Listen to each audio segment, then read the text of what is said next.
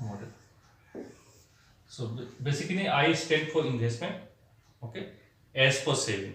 So it is the equality of investment and saving, okay.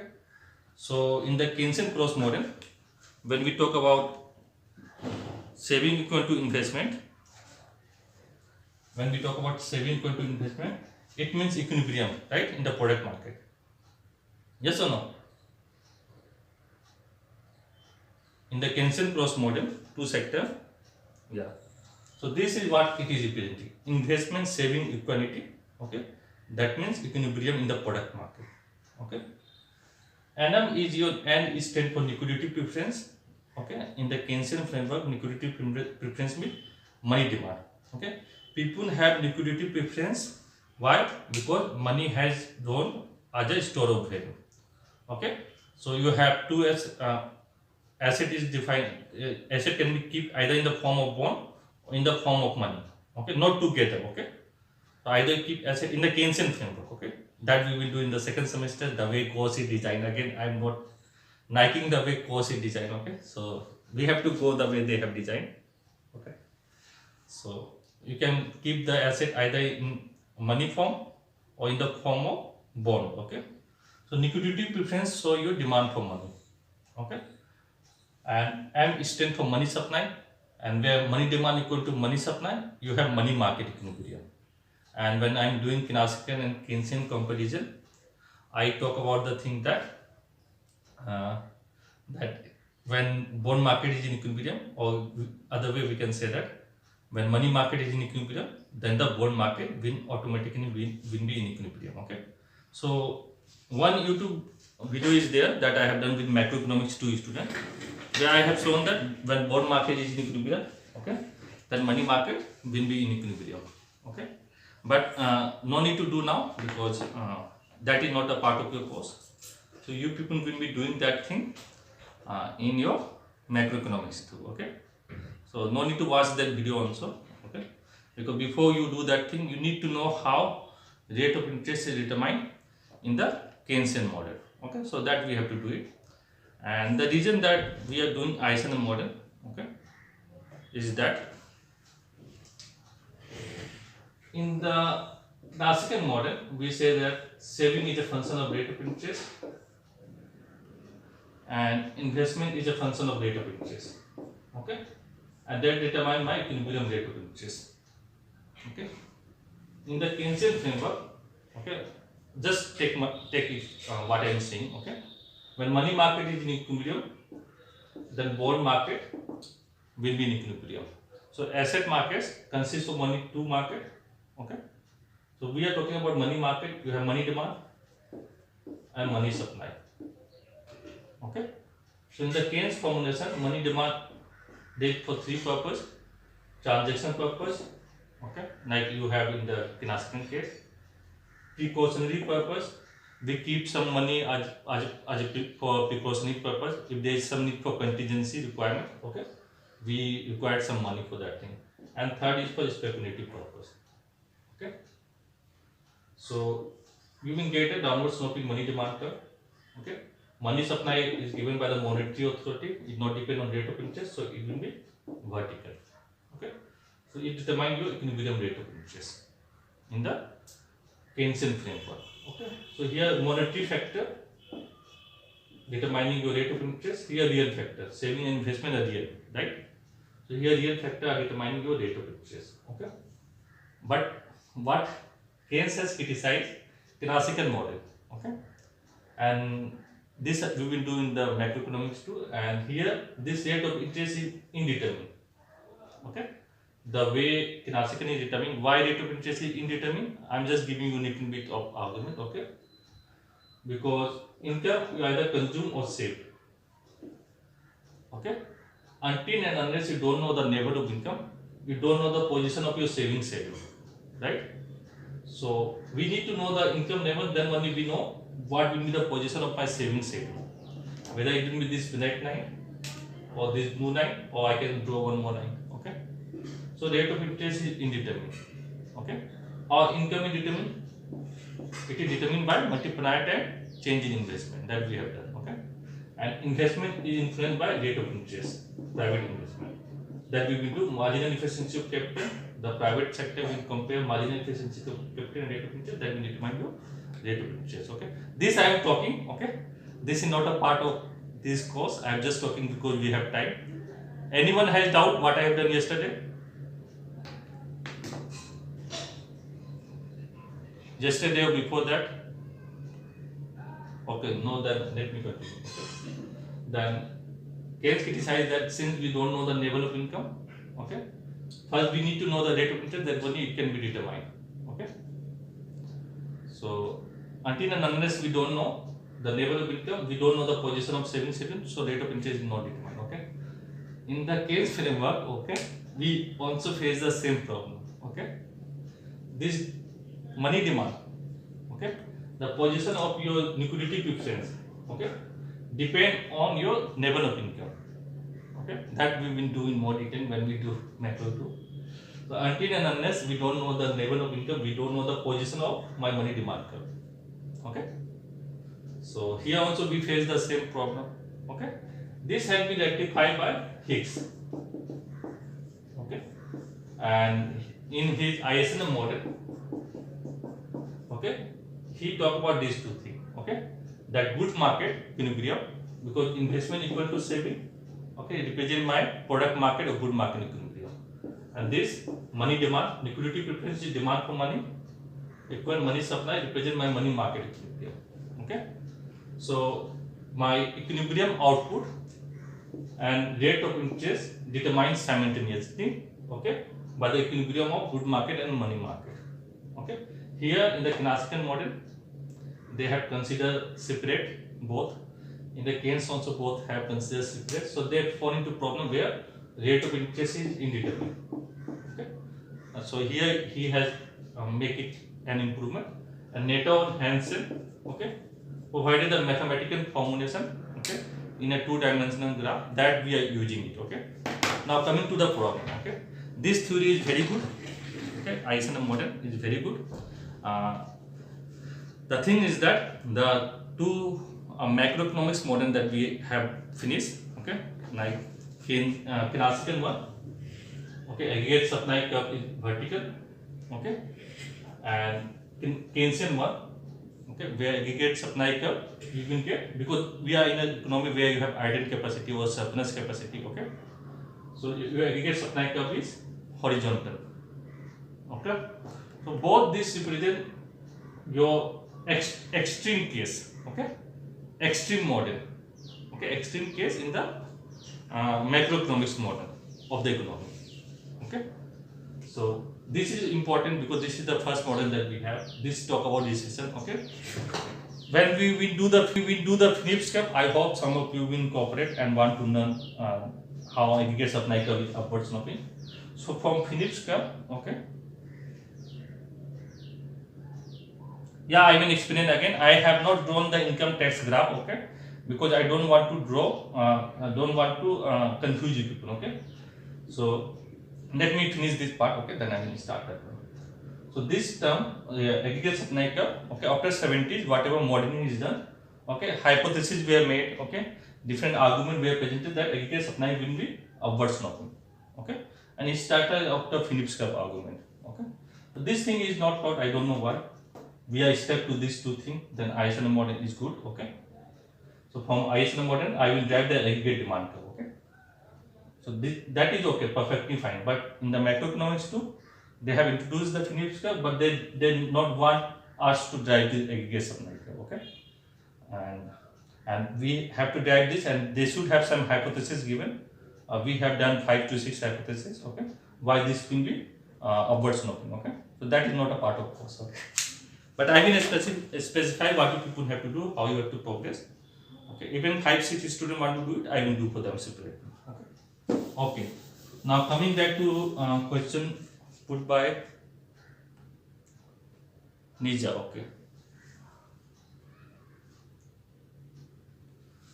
So the effect of change in income tax you can show by graph also. Okay.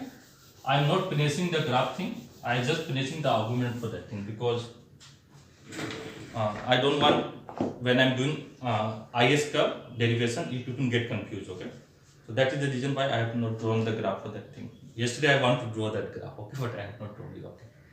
So explain the effect of change in government expenditure and income tax rate.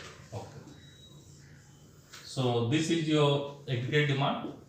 You have to explain. Explanation is there already. Okay, you can use the explanation. Output. This is 45 degree 9. Okay. Y equal to AD or AE. So this is your aggregate demand curve. Okay, this is A bar. I just writing simply C plus I plus G. Okay, this is your aggregate demand. You people can see the board, right? Okay. Now there is increase in government expenditure. Okay. So what will happen?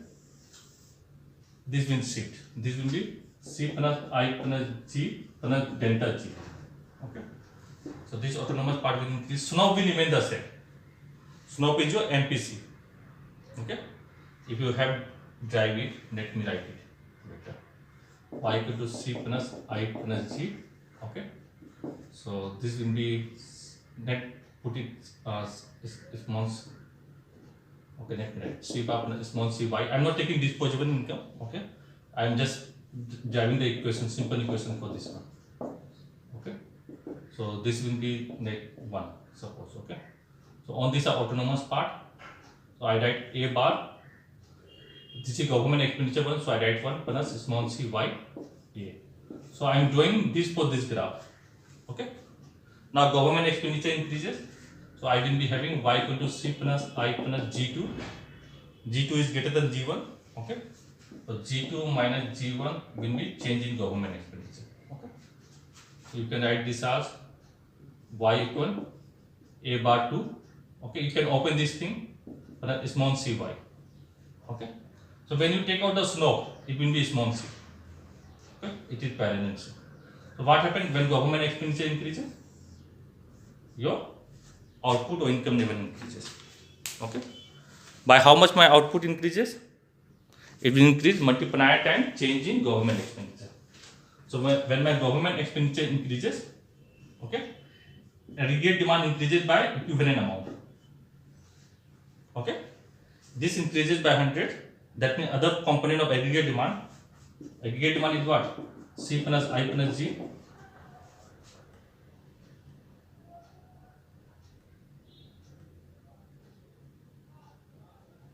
C plus I plus G. Okay. When my this component is changing, these two are not changing, it will be 0. Okay. So if this increases by 100, my aggregate demand increases by 100. Okay. So in equilibrium, y equal to AD. Right? So when there is a change in aggregate demand, there will be change in income. Right? How much is the change in aggregate demand? 1 over 1 minus C, change in government expenditure. I am not taking tax or anything here. Okay? So when my government expenditure increases by delta G, my output will increase by multiplier time delta G. Okay? So your output expand. This is the first argument. Second, I talk about income tax. Let me take photo of this one.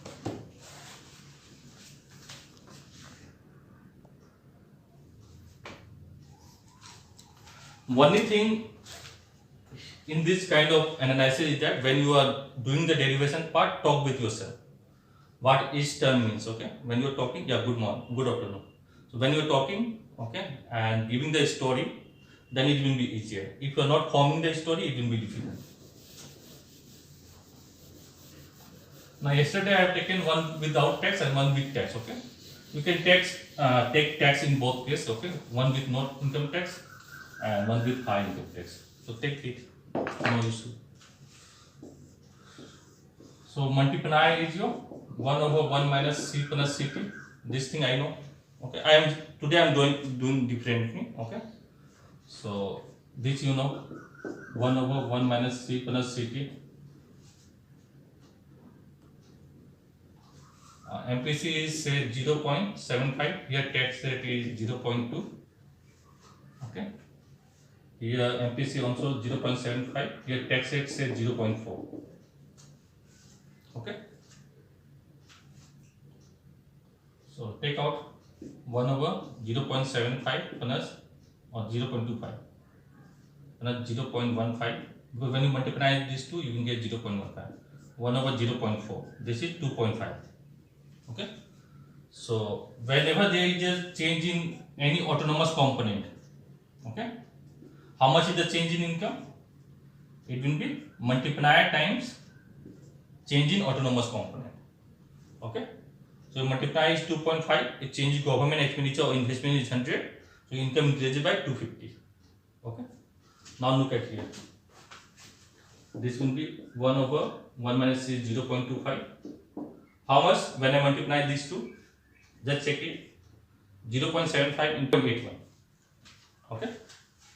So here you have 1.81. Here you have 2.5. Okay.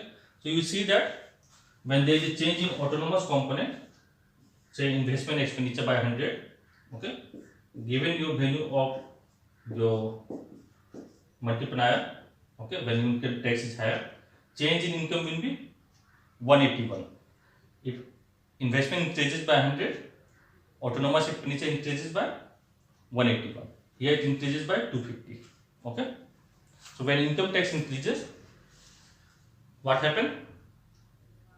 When income tax increases, the level of national income, okay, reduces, or equilibrium level of national income reduces. Okay. Clear, Nija? Okay. In 1936, Keynes has published his book General Theory of Economic Interest and Money. Okay, and that Keynesian economics model we have done. We have looked at how output and employment is determined in an economy when it is going through recession. Okay, and what role autonomous investment take place. Okay, in the ISM model, okay, Higgs is saying that we cannot separate good market equilibrium given by IS curve and money market equilibrium given by NM curve. Okay, what is IS? I stand for investment. Okay, S stand for saving. So IS stand for investment saving equality. Okay, so when you have saving equal to investment, okay, what we get? We get good market equilibrium. Okay, and N stand for liquidity preference or money demand, and M stand for money supply. So where your money demand equal money supply, okay, money market is in equilibrium.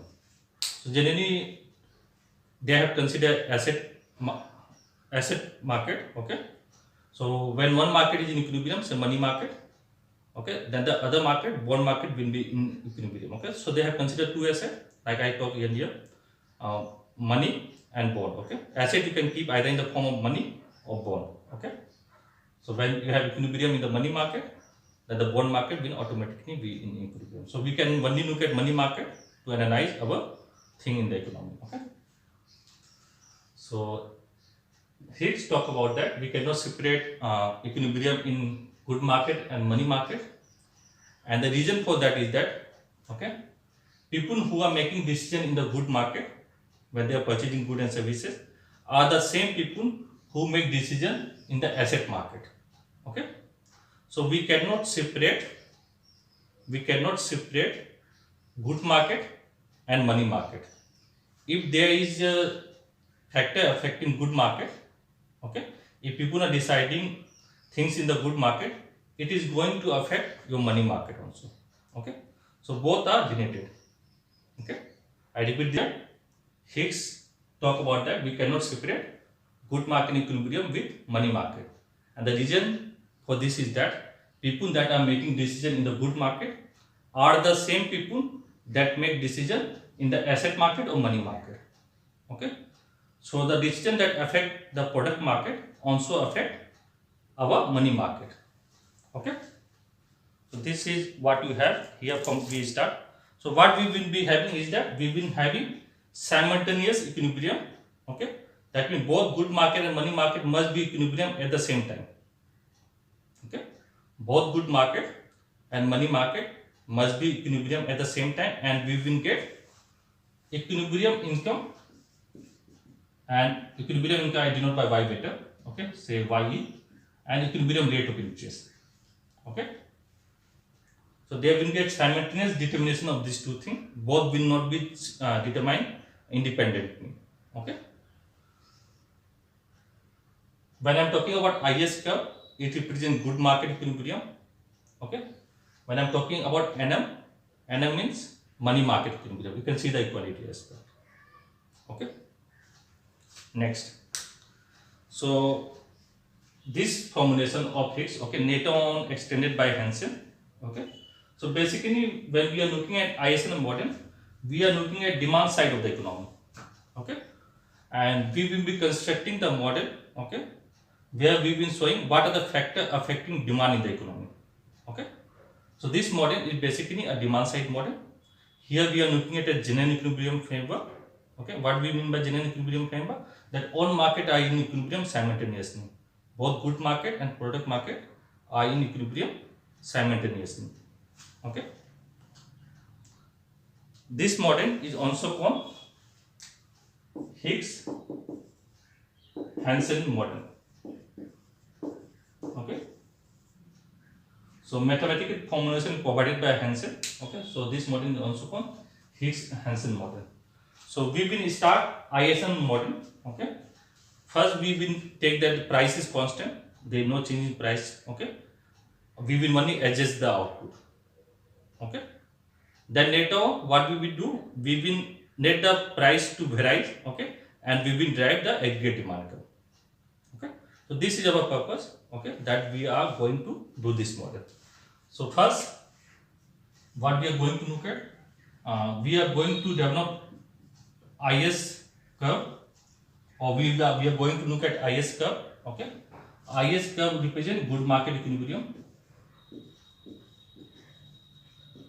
Okay. Then we are going to derive, okay, NM curve, which represents money market equilibrium. Okay. Then we are going to look at simultaneous equilibrium of good market and money market. Okay. So you will be having like, you have rate of interest here, output here. IS curve will be downward sloping. Today I am going to write this thing. Okay. NM curve will be upward sloping. So you will be having simultaneously good market and money market will be in equilibrium at this rate of interest and this output level. Okay. When I am drawing this IS curve, okay, each point on this IS curve, investment is equal to saving. That means each point on IS curve represent your good market equilibrium. Okay.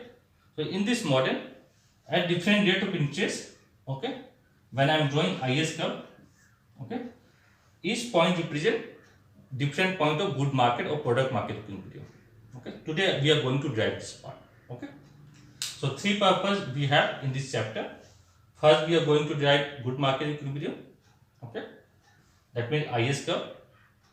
Second, we are going to look at money market equilibrium and it stands for liquidity preference and for money supply. And we are going to derive NM curve. Okay. First, we will derive like this. Okay. Then we will look in classical case, Keynesian case, what will be the shape of this NM curve. Okay. Then we will look at simultaneous equilibrium of good and money market. Okay. And when they both are in equilibrium, they both will be in equilibrium at this rate of interest and at this output level. Okay. Product market equilibrium.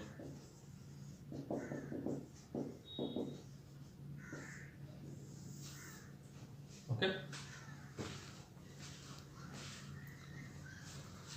So we are going to use the same framework, okay, that we have used in the Keynesian one. Only thing is that in this case, investment have responsive part also, induced part also. Okay. So we are considering same framework, not much different. Okay. So just look at it. Consumption will be C bar plus small c YD. Okay. Investment will be autonomous part. Okay. And if you remember, what is rate of interest? It is a cost to capital. Right?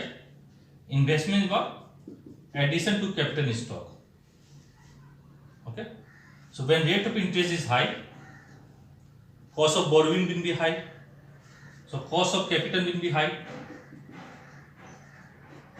When cost of capital will be high, rate of interest will be low. Investment will be low. Okay. Similarly, when rate of interest is low, cost of borrowing will be low, then cost of capital will be low. Okay. So cost of capital will be low. When cost of capital will be low, entrepreneur or firm will make more investment. So investment will be high. Okay. So we see a negative relationship, right? Here I have taken rate of interest, here I have taken investment. Okay. So when my rate of interest is say R1, okay, my investment is I1. Say this one, I1. Okay. When my interest is R2, my investment is I2. Okay. Where R1 is greater than R2. This is no rate of interest. So say R2.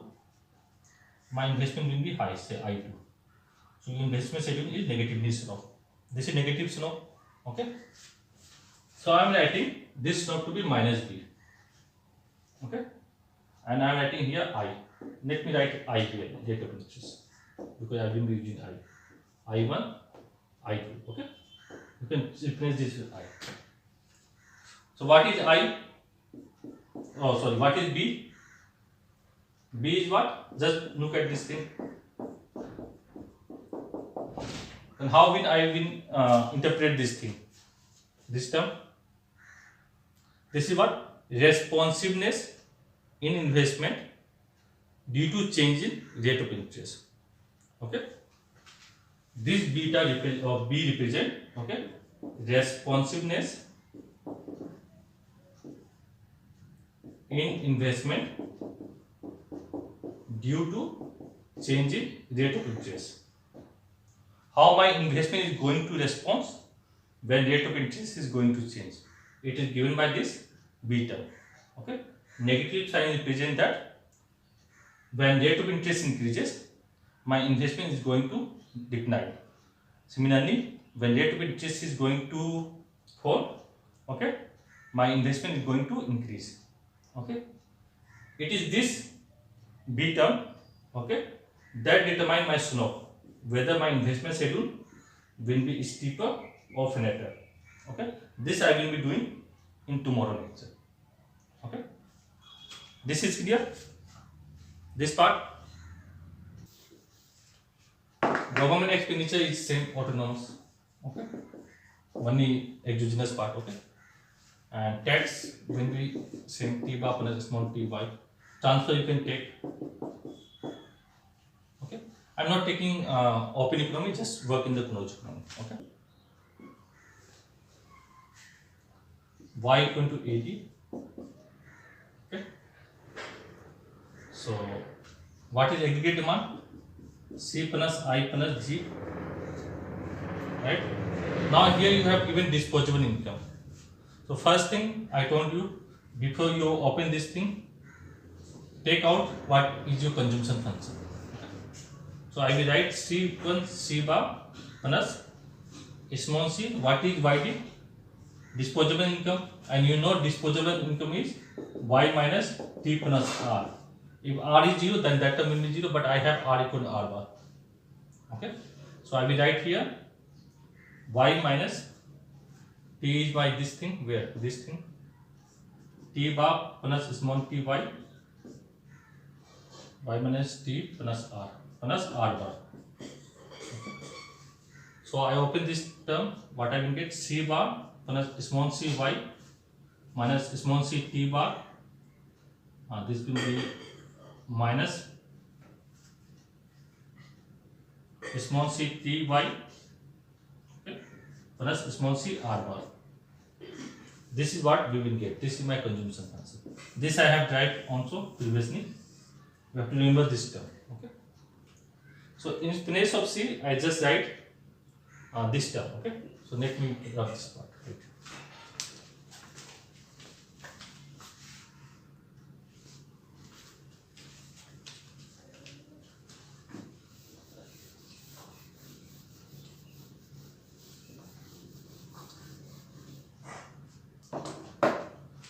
So y equal to AD, and So I write this y equal C plus investment. You remember investment what I have written? First part is autonomous part. Okay. Second part is responsiveness part with respect to rate of interest. Okay. So I will write in place of I write this term I bar minus bi. In place of g I write g bar. Okay. Now for c I am writing this term on. Okay. C bar plus small c y minus small c t bar minus small c t y plus c r bar. Okay. Then you will be having plus I bar, okay, minus bi plus g bar. Okay.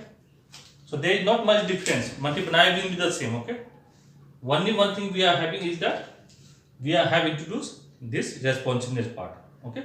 That means investment. Okay. Also have induced part. Okay. So when rate of interest is known, there will be more investment in the economy. Why there will be more investment in the economy? Because cost of capital is known. Okay. This will be given by this term. Okay. Now look at this term. Take left hand side this term. Okay. So what we will be having? We will be having same multiply 1 over 1 minus c plus c. Okay. Y minus small c y minus small, this will be minus, this will be plus small c t y equal c bar minus small c t bar minus small c r bar plus I bar. Okay. On autonomous part I write together. Okay. Plus g bar. Then I write this term, responsiveness term. Okay. Next, take y common. 1 minus c plus ct equal, again on this autonomous term. Okay. Write down minus bi. Okay. Just 1 minute.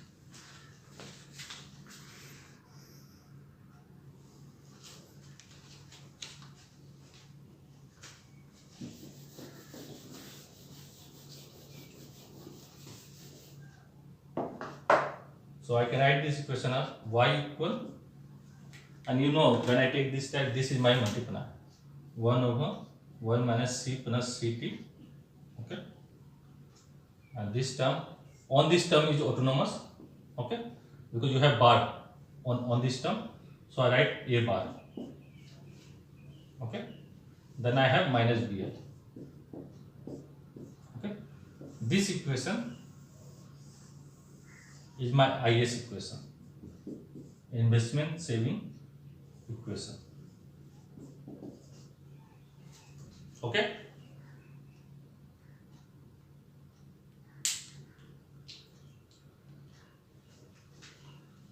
In that point, if I don't have this one, this you people have derived, right? We have only this term extra. Okay. Now we have considered induced part of investment also. Okay.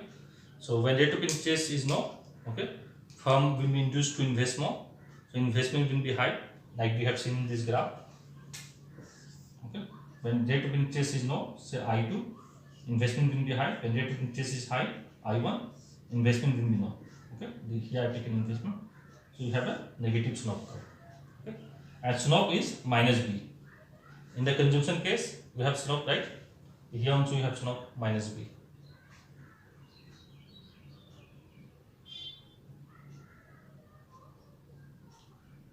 Clear? Okay. Now,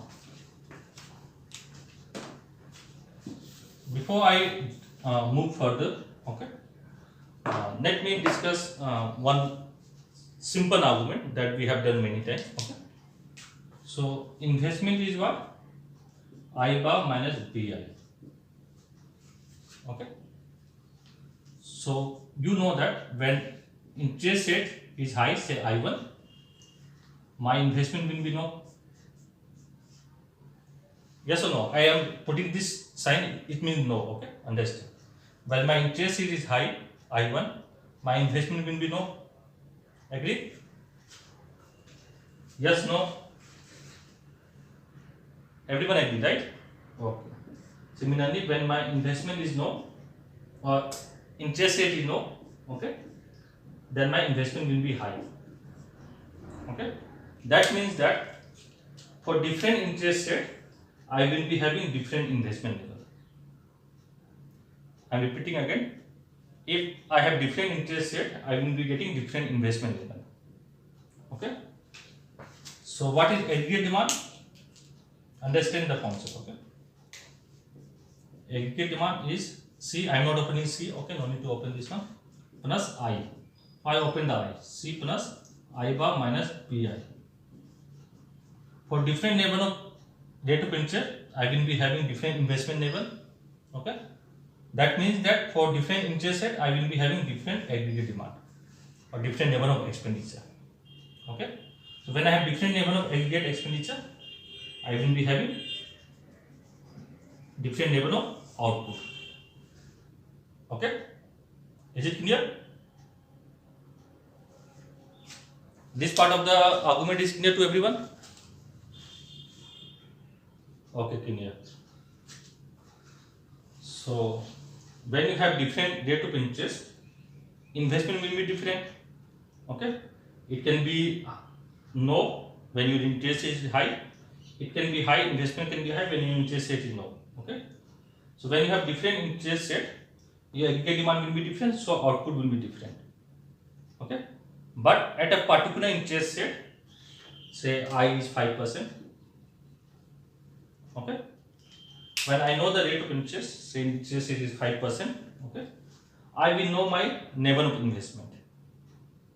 Okay, so once I know my level of investment, okay, then I will know my aggregate demand. Okay, so when I know my aggregate demand, I will know my actual equilibrium output. Look at this thing. So both rate of interest and output, you can see that in the good market equilibrium, we have these two things going together. Every point that you have where y equal to AD, where product market equilibrium, we are finding every point represents particular rate of interest. Okay, so is what is IS curve? It is no cost of combination of rate of interest, okay, at which product market is in equilibrium. Okay, this I am going to write, no need to worry. Okay, so is what is IS curve? It is no cost of combination of rate of interest, okay, at which product market is in equilibrium. Okay, this I mind. Okay, then if there is a change in autonomous component, okay, then what will be the change in my output? Multiplier time change in that autonomous component. Okay, given the rate of interest, I am again saying now we are adding, given the rate of interest, this term will be determined. Okay, if there is a change in autonomous component, my output will change by multiplier time change in that autonomous component. Any change, either I changing or G changing that autonomous component. Okay.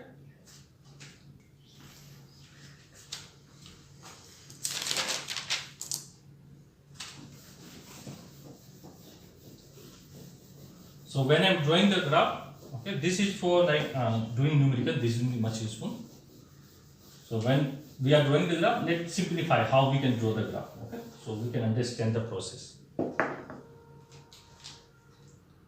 So we have C plus I plus G, okay. So I am just taking consumption to be a function of income, I am not taking tax, okay, to simplify the argument and draw the graph. Okay, so this will be C bar plus small c y, investment is I bar minus bi plus G bar.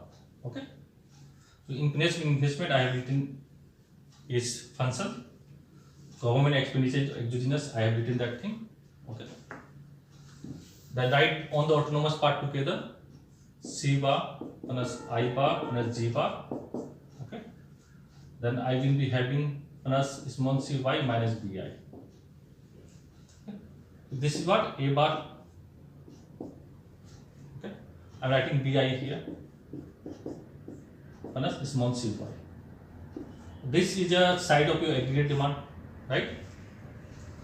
for particular rate of interest, okay, this term is constant.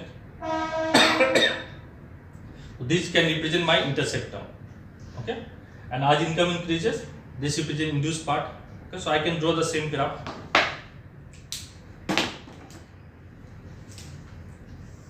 Look at this graph.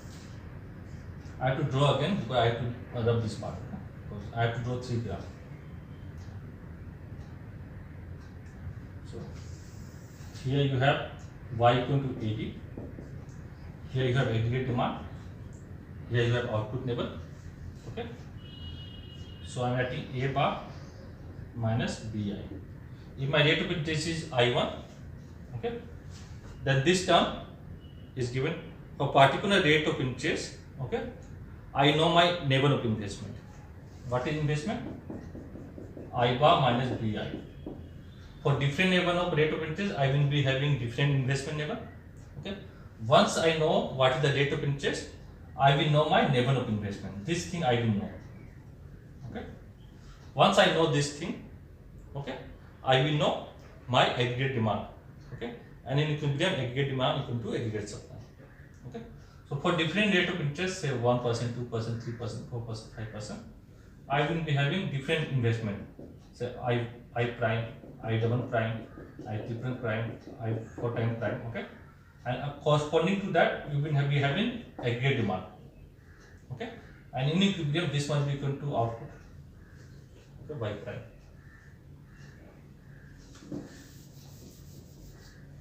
So for a particular rate of interest, okay, my investment level is given. So I can consider this term to be my intercept. Okay, so I have taken that thing. Okay. And your slope is this thing, same thing. Okay. So I have drawn this graph. So this is A bar minus BI plus small cy. Okay.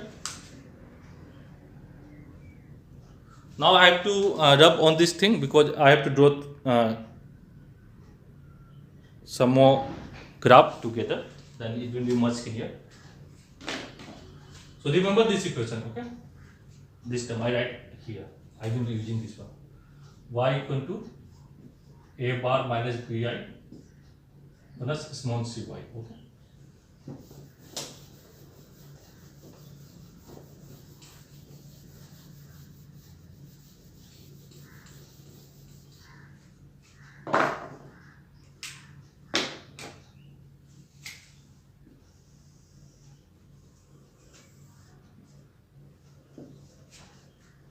So I am drawing together so that you can relate, okay?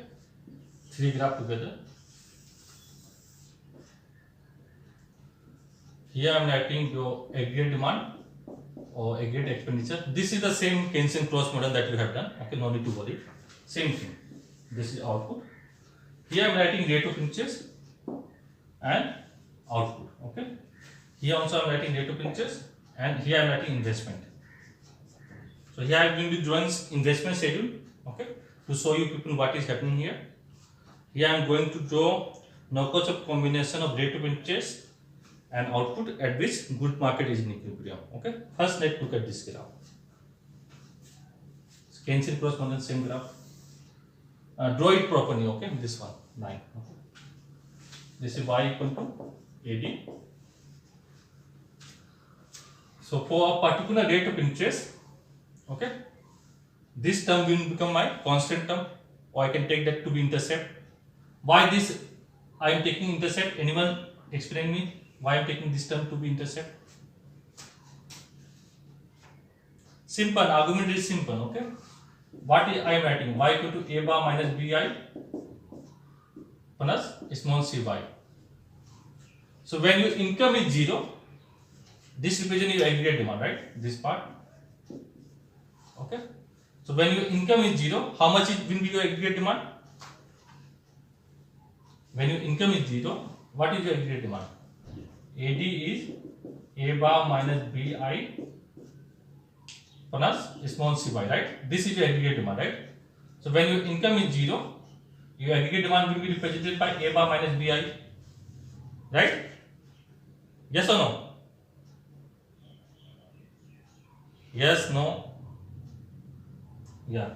So for given rate of interest, I know that this term will be constant. Okay. So for when income is 0, so A bar minus BI represent my intercept term. Okay.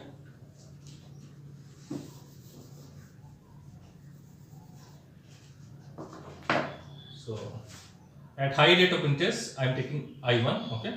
This is my intercept A bar minus BI. That means interest rate is given, say 10%, I1. Okay. So this will be my aggregate demand. I represent this by A bar minus B I1. Okay. Plus small cy. So when my interest rate is say I1, high level. Okay. I1. My investment one is no, say I1. Okay. First point. So my equilibrium output will say Y1. Okay. Suppose rate of interest decreases from I1 to I2. Okay. Rate of interest decreases from I1 to I2. So when rate of interest decreases, what will happen? My investment will increase. So investment increases from I1 to I2. Okay. Again, when there is a change in rate of interest and is settled at a particular rate, say it is 10%, this is 5%. When it's settled at 5%, okay, my level of investment is given, my aggregate demand level is given. So this term, when income is 0, will represent my intercept term. Okay. So I will be having high level of aggregate demand at no rate of interest. Say A bar, let me use other pen.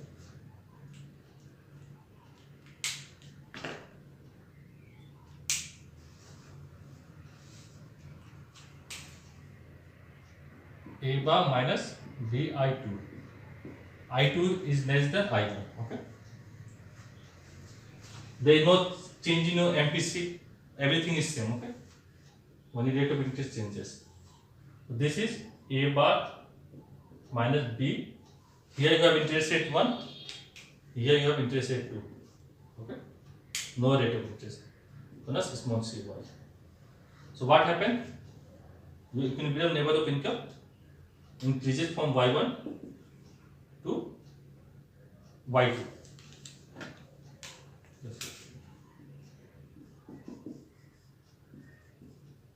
Okay. Now, when interest rate is I1, your output is how much? Y1. When interest rate is I2, your output is how much? Y2. So I am joining this no cost of point. Okay. So this is Y1. Okay. Output. This is output Y2. So when my interest rate is I1, this I get 1 point. My output is Y1. When my interest is I2,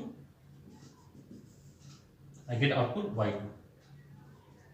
When I join this point, I get a negativeness of curve. This is called IS curve.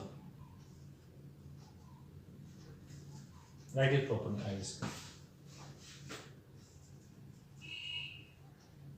So IS curve represents no cost of combination of rate of interest and income at which good market is in equilibrium. Okay. IS is what? Equality of saving and investment, that is product market equilibrium. Okay. We are looking product market equilibrium at different rate of interest. Okay. Like I talk about the process.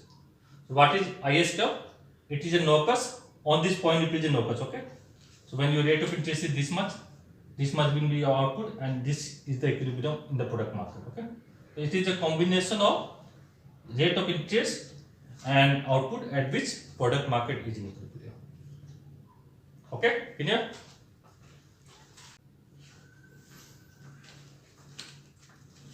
I am saying that take rate of interest to be I2.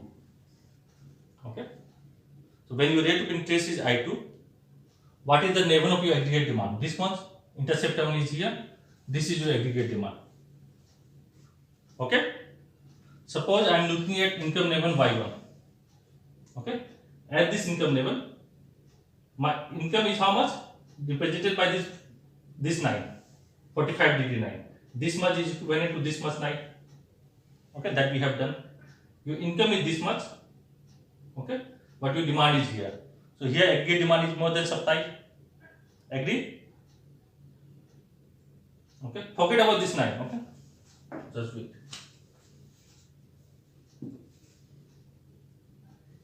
Forget about this curve. Okay, what I am saying is that, again I am repeating, when your rate of interest is I2, okay, this represents your level of aggregate demand. So this 9, blue 9. Okay, now I am looking at a particular income level Y1. Okay, so at this income level, look at point E3. This represents aggregate demand point. This is aggregate supply point or output 9, 45-degree 9. So at this point E3, what we have? Aggregate demand is more than output. Agree? Yes, no? Okay. So when you have aggregate demand more than aggregate supply, what will happen? When aggregate demand is more than aggregate supply, what will happen?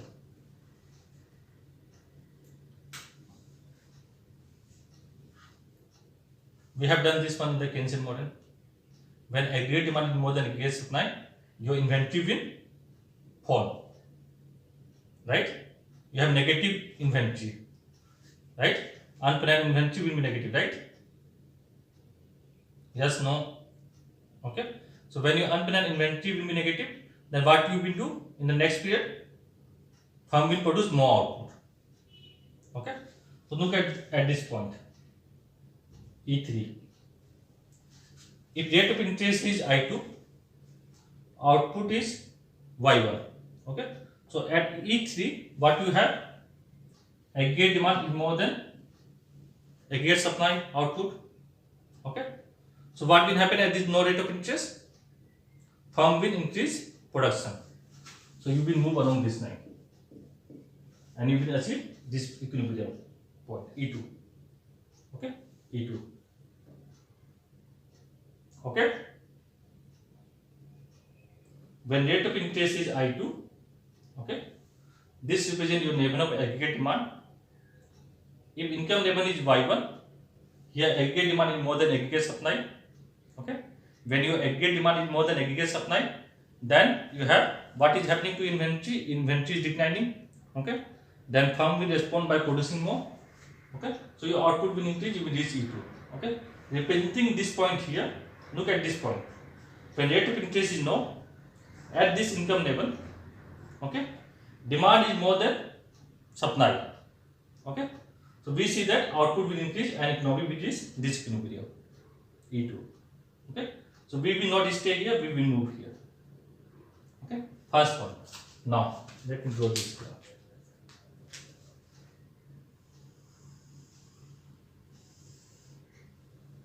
This is A bar minus BI1. Okay. And here I am writing A bar minus BI1 plus CY. This is the difference. Okay. So when rate of interest is high, okay, say I1 is high rate of interest, okay, and your income level is Y2. Okay. So when income level is Y2, look at this line. I love this blue line, then it will be easier for you to understand. Okay. So look at here, this is the point of your aggregate demand, right? Yes or no? At I1 rate of interest, okay, when I am putting I1, this line that I am drawing is my aggregate demand curve. Okay, when my interest rate is high, I1, this line represents my aggregate demand curve. If income level is Y2, okay, what we are seeing is that what is happening? This is aggregate demand point, this is output point. So what is happening here at this point? But my aggregate demand is here.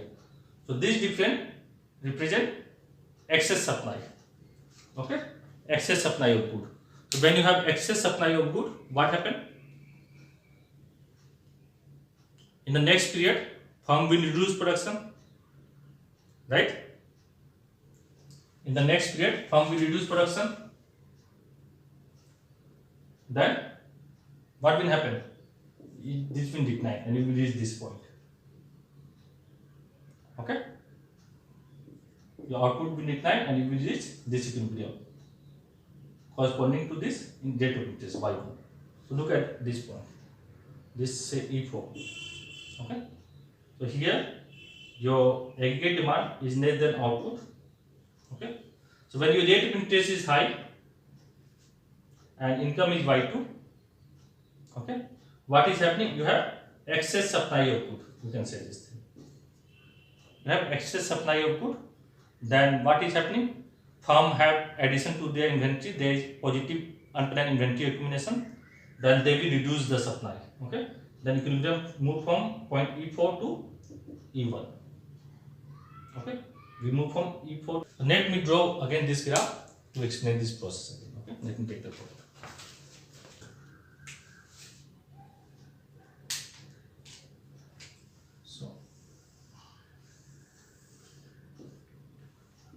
So here I have taken aggregate demand, here I have taken output. Okay.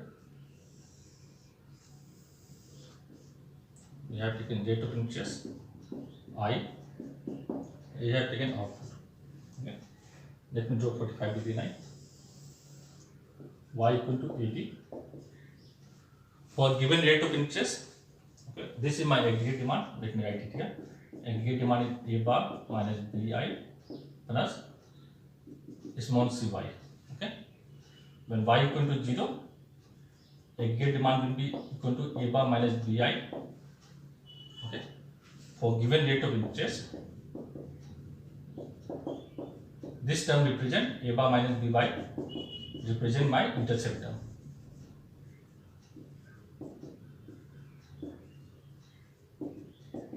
Okay. This A bar minus BI represent my intercept term. Okay. Suppose rate of interest is I1. I rub this part. Suppose rate of interest is I1.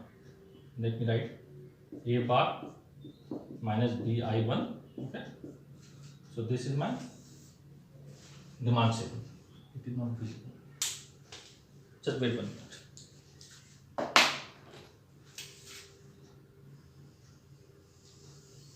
This is A bar minus B I1 plus small c y. Just okay. When rate of interest changes and it decreases, you can see from investment schedule. Okay, I'm not drawing it. Okay, this intercept term will increase to say A bar minus B I2.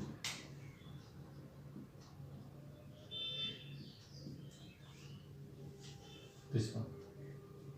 So I will be getting A bar minus B I2 plus small c y. So this is my equilibrium income level y1 corresponding to interest rate I1. Okay, and when rate of interest is I2, I am getting income level y2. Okay, now I am plotting this graph in IY space. Okay. This income level y1,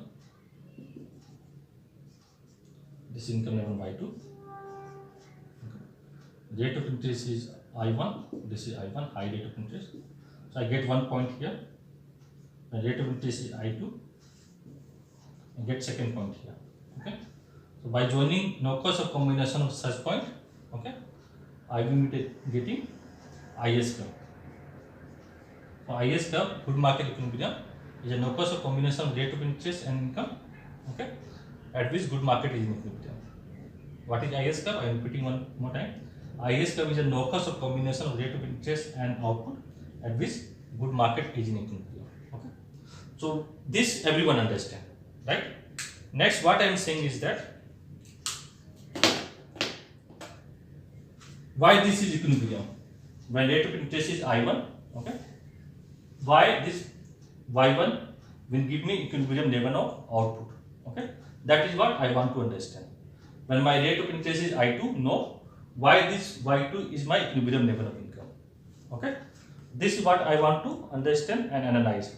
And you know that this equilibrium is stable. Okay. So here also you can get the stability condition. When there is a deviation, okay, like this term is. When rate of interest is high, your income cannot be higher y2. It should be y1. Okay, given by the product market equilibrium. Okay. So why this is happening? Okay, and you know we talk about inventory, planned inventory, unplanned inventory. Through that process, we are going to explain that thing. Okay. So first thing, I am saying that this y1 income, equilibrium income, is corresponding to interest rate I1. Okay. I say consider interest rate is I2. Okay. And your level of aggregate demand is this much. Okay. This much. This much means this blue line. So when I am looking at income level y1, okay, what I am seeing is that my income is here, but my demand is more. So what is happening here at point, say this is point E1, let me write this point E4. Okay. So at point E4, my aggregate demand is more than output. Okay. Why it is the case? Look at this point. When rate of interest is I2, okay, and income level is Y1, here I can see that this blue line represents my aggregate demand and output is represented by this 45-degree line. Okay, my output is here, my aggregate demand is here, so I have aggregate demand more than aggregate supply. The rate of interest I2, okay, and if my income level is Y1, my aggregate demand will be greater than output Y. Okay, this is greater than sign. Okay, that means I have excess demand of good. Okay, so when I have aggregate demand greater than output, okay, then what firm will do? What firm will do? Today my inventory is going to reduce. In the next period I will produce more, right? When I will produce more, output supply will increase and you will achieve equilibrium here. Okay, you will achieve equilibrium here, this point, which are represented by E2. Okay, this is the first explanation. Next, when my equilibrium rate of interest is, say, take this one I1. Okay, when my equilibrium rate of interest is I1, why can't we have equilibrium income Y2? What is the reason for that? Okay, consider a case where rate of interest is very high. Okay, now this represents my aggregate demand curve. Okay, and my income is Y2. So at this income level, okay, look at here. Here is your aggregate demand, and this 45-degree line. Just look at this line. You will make here. It will be here at this point. Your output is here, your aggregate demand is here. So what you are having? Output is greater than aggregate demand. So you are getting excess supply output here at this point. Output is greater than aggregate demand. So I am getting excess supply output. Or you can say output is Y2. Okay. When output is more than aggregate demand, okay, what will happen? When output is more than aggregate demand, firm will be adding to its inventory. Okay. So when firm is adding to its inventory, in the next period it will reduce production. Okay. When it will reduce production, it will reach this equilibrium. Okay. It will reach this equilibrium where income is Y1 and rate of interest is I1. Clear this argument? Yes, no? Okay. So this is E1. I am giving this equilibrium to be E2. Okay. And this I have given E3. At this point I have given E4. Okay. So this is E3. This is higher E1. I1 Y1. I1 Y1 E1. This is E2. And this is E4. Okay. This point is E4. You have to practice it. Okay. No need to worry.